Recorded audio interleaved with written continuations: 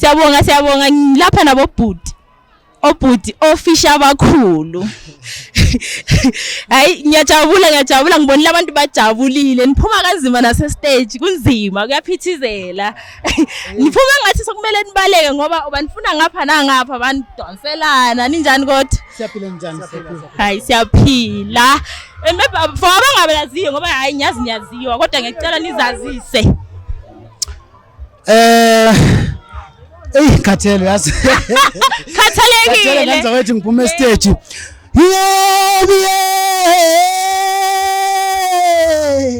Kwasuka ukushisa wemadoda. Ujeze elikhulu lo. Isikhathi sakho kumaqonga lezi. Ofisha abakhulu laba. Yebo. Hayi siyajabula abofisha abakhulu. Size ngani namhlanje la eAlexandra.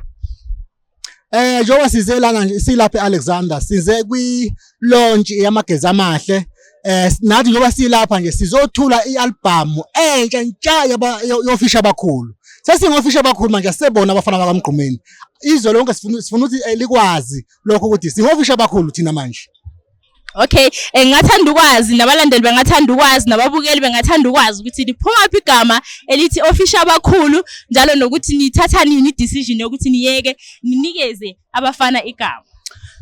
Kusukela siqala umsebenzi kwakuyinhloso yethu ukuthi ekugcineni kuyoba kunje. Uzokhumbula umlaleli ukuthi uMgqumeni wakho Thami inkosi yoMaskandi la yathi mayikhothama inkosi yoMaskandi amazinyane ayo ingane zayo zayisencane sasithi thina no asiphushe igazi kaMgqumeni bese sigada nalomzila lokuthi ungathatheki ngoba ingane isencane. Uyabona mase bekhulile sebefundile bakhula bangena emculweni bese sehandover ngokusemthethweni njengoba sikwenzile ukuthi igama abafana bakaMgqumeni sinikeze uSimiselo noLusanda ukuthi abasebenze kanje ngathi bebambisane bebe yinto eyodwa sibe sibonele sihle kubona besebenza leli gama labafana bakaMgqumeni ngoba lilodwa isende libazalayo Mgqumeni. Yebo angisho ningabathini kibo abafana nibakhulisa kuze nihambe nabo beyibone nendlela. Indaba ke ila ingane njengoba nje sizinikezile leli gama labafana bakaMgqumeni sizinikeze ngenhliziyo zethu ezimhlophe asizisoli akukho kuyiphutha lapho vele into sesikade sihlelile kusuka kudala.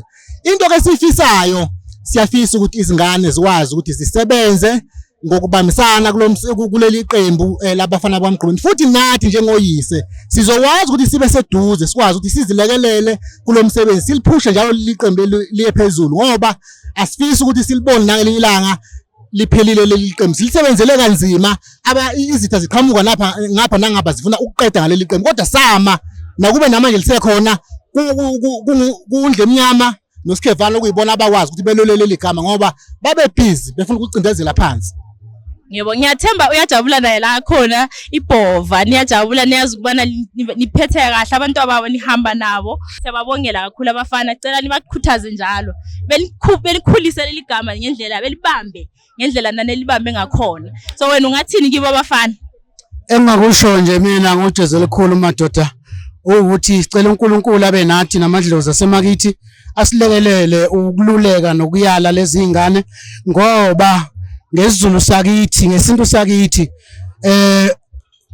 uMgqumeni njoba ekhona wakhanda umuzi kamkhulu wakhe uDikadiko kuyena umuntu wamkhulisayo umuzi wakhe uzokwakhiwa ilezi zingane ingakho sithi uNkulunkulu akasilekelele lezi zingane zibambisane zisebenze ngokubambisana zithola imali zakhe umuzi kayise ngoba ngeke sithande thina ngelinye ilanga sibone igama likaMgqumeni seliphelile bekhombisa ukuthi bahlulekile ngoba thina ngesikwazi ukumakhela umuzi uthola einganeni zakhe noma singamthanda kangakanani uMgqumeni kunezinye izinto ezingeke sikwazi ukumenzela zona. Yabo nifila kanjani namhlanje ngoba ngibone kunzima ukuphuma stage? Hey kunzima ukuphuma stage abantu bayanithanda abafuni nokuthi niphume kunenza nifile kanjani lokho? Abantu bathanda kakhulu futhi bengalindele mina ukuthi abantu bengasimukela ngalendlela abasimukela ngayo ngoba leli qembu ofisha abakhulu iqembu elisha kodwa ngendlela abantu abasijabulele ngayo angazi ukuthi ngathi ngazi ukuthi iqembu eselineminyaka labakhona ungathi sithe masilenza leli qembu bese bevele belindele abantu ngendlela abasithanda ngayo namanje ngizima ukuthi siphume stage kunzima nje ngalendlela le mangazayo basibamba ngapha nangapha abantu okubonakalisayo ukuthi le ndlela inokukhanya phakathi. Engifisa ukugcizelela mhla ka 16 April 2025 to all digital platforms uzothola i-album yofisha abakhulu isihloko sithi sithini sithini kambe hamba kuhlupheka wonke umuntu akahlale kulo mthandazo ukuthi impilo zethu sonke emhlabeni sifisa ukuthi ishintshe ingakho sikhanda ingoma ethi hamba kuhlupheka esicela ukuthi abantu beyilandelele beze umkhuleko ezothi mayilalela umuntu naye afunde ukuthandaza ukuthi engaxhumana kanjani noNkulunkulu ukuze amlekelele empilweni akwazi ukuphila ngendlela efanele. Siyabonga kakhulu. Hayi siyabonga, ngithemba ukuthi le ngoma bazoyithanda njengale ethi ngeke ngiphile ngaphandle kwakho. Hey ngoba ngibonile niyashaya le bafuna yona. Kunjalo ngithi besabavezele okusha bakwazi bazokufunda njengayo nayo sasibafundise kanje. Ake sibashiye singabanika ngalutho ukuze bonke ama South African nama African na overseas bezothi mbo kuma digital platform ngomhla ka 16. Hayi siyabonga. Siyabonga kakhulu Ntombi. Thank you.